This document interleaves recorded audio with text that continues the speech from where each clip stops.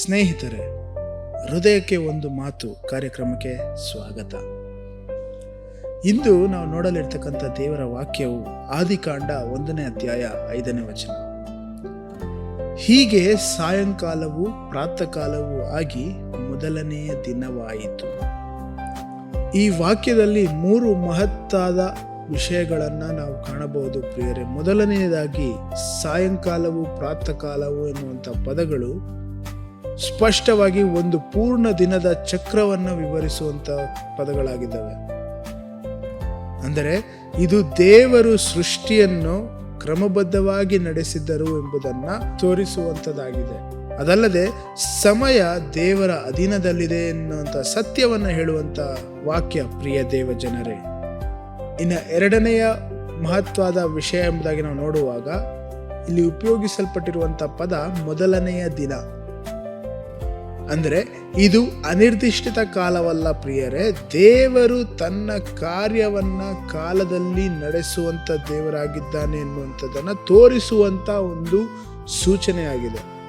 ಅದರ ಅರ್ಥ, ಈ ಸೃಷ್ಟಿ ಅಶ್ರೇಣೀಯವಾಗಿಲ್ಲ, ಅಚಾನಕ್ಕಾಗಿ ಆಗಿಲ್ಲ, ಆದರೆ ದೇವರ ಉದ್ದೇಶ ಪೂರ್ಣ ಕ್ರಮದಲ್ಲಿ ಈ ಸೃಷ್ಟಿ ನಡೆದಿದೆ ಎನ್ನುವಂತ ಒಂದು ಸ್ಪಷ್ಟತೆಯನ್ನ ಕೊಡುವಂತ ವಾಕ್ಯವು ಈ ವಾಕ್ಯವಾಗಿದೆ ಪ್ರಿಯರೇ. ಇನ್ನು ಮೂರನೇದಾಗಿ ನಾವು ನೋಡುವಾಗ ದೇವರು ದಿನದ ಅಂತ್ಯವನ್ನ ಸ್ಪಷ್ಟವಾಗಿ ಘೋಷಿಸುವುದನ್ನು ನಾವಿಲ್ಲಿ ಕಾಣಬಹುದು. ಇದು ದೇವರು ಮಾಡುವ ಪ್ರತಿಯೊಂದು ಕಾರ್ಯಕ್ಕೂ ಒಂದು ಕ್ರಮವಿದೆ ಎನ್ನುವಂತ ಒಂದು ಸತ್ಯವನ್ನ ಸೂಚಿಸುವಂತ ವಾಕ್ಯವಾಗಿದೆ. ದೇವರ ಕಾರ್ಯಕ್ಕೆ ಆರಂಭವೂ ಇದೆ, ಅಂತ್ಯವೂ ಇದೆ. ಅದಲ್ಲದೆ ದೇವರು ಮಾಡಿದ ಕೆಲಸವನ್ನ ಆತನು ತಾನೇ ಪರಿಶೀಲನೆಯೂ ಸಹ ಮಾಡಿದನು ಎಂಬುದನ್ನು ನಾವು ನೋಡುವಂತರಾಗಿದ್ದೇವೆ ಪ್ರಿಯರೇ. ಇದರಿಂದ ದೇವರ ಸ್ವಭಾವವನ್ನು ಸಹ ನಾವು ತಿಳಿಯಬಹುದು. ಮೊದಲನೇದಾಗಿ, ದೇವರು ಕ್ರಮಬದ್ಧನಾಗಿರುವಂತ ದೇವರು. ದೇವರು ಸಂಪೂರ್ಣತೆಯನ್ನ ಬಯಸುವಂತ ದೇವರು. ಇದೆಲ್ಲದಕ್ಕಿಂತ ಮೇಲಾಗಿ ದೇವರು ಸಂಪೂರ್ಣ ನಿಯಂತ್ರಣವನ್ನ ಹೊಂದಿರುವಂತ ದೇವರು ಪ್ರಿಯರೇ. ಇದರ ಅರ್ಥ, ದೇವರು ಅಸ್ತವ್ಯಸ್ತತೆಯ ದೇವರಲ್ಲ. ಕಾಲ ಮತ್ತು ದಿನಗಳು ದೇವರ ವಿನ್ಯಾಸದಲ್ಲಿವೆ. ಪ್ರತಿ ದಿನವೂ ದೇವರ ಉದ್ದೇಶಕ್ಕೆ ಒಳಪಟ್ಟಿದೆ. ಹಾಗಾದರೆ ಇಂದು ದೇವರ ವಾಗ್ದಾನವು ಇದು ಪ್ರಿಯರೇ. ನಮ್ಮ ಜೀವನದ ದಿನಗಳು ದೇವರ ಕೈಯಲ್ಲಿವೆ.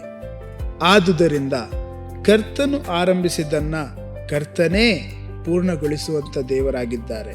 ಯಾಕೆಂದರೆ ಕರ್ತನು ಗೊಂದಲದ ದೇವರಲ್ಲ. ಹಾಗಾದರೆ ನಾವು ಮಾಡಬೇಕಾಗಿರುವಂಥ ಸಂಗತಿ ಏನೆಂಬುದಾಗಿ ನಾವು ನೋಡುವಾಗ, ದೇವರು ನೀಡಿದ ಸಮಯವನ್ನ ನಾವು ಗೌರವಿಸಬೇಕು. ದಿನವನ್ನು ವ್ಯರ್ಥ ಮಾಡಬಾರದು. ದಿನವನ್ನ ಅಸಡ್ಡೆಯಿಂದ ಬದುಕಬಾರದು. ದೇವರ ಕ್ರಮಕ್ಕೆ ಒಳಪಟ್ಟು ನಾವು ಬದುಕಬೇಕು ಪ್ರಿಯರೇ. ಪ್ರತಿದಿನವೂ ದೇವರು ನಮಗೆ ಕೊಡುವಂತ ಒಂದು ಕೊಡುಗೆ ಎಂದು ನಾವು ಸ್ವೀಕರಿಸಬೇಕು.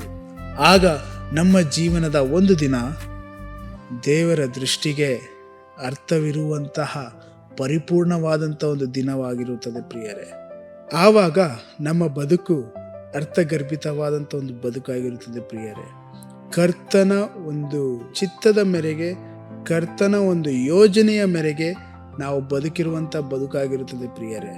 ಕರ್ತನು ನಮ್ಮ ದಿನಗಳನ್ನು ಆಶೀರ್ವದಿಸಿ ಕರ್ತನ ಒಂದು ಯೋಜನೆಗೆ ತಕ್ಕಂತೆ ನಮ್ಮನ್ನು ನಡೆಸಲಿ. ನಾಳೆ ಭೇಟಿಯಾಗೋಣ.